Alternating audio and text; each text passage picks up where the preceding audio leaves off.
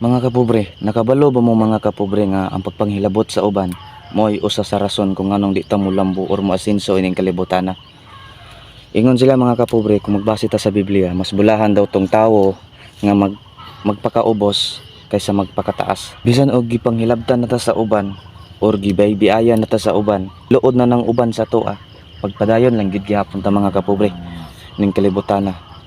Mas nindot mabuhi aning kalibutan ng mga kapobre nga wala tay gitapakan.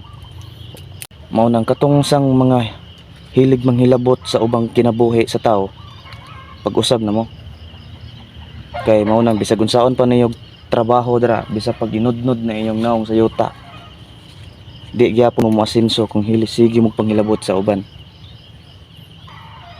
So karon day mga kapobre no, kay nag-harvest na po day tagbatong mga kapobre. Medyo gamay-gamay na lang siguro ni mga kapobre no, kay karaan naman niya to ang batong. So mauro to mga kapobre no, salamat sa paglantaw, amping mo kanunay, God bless you.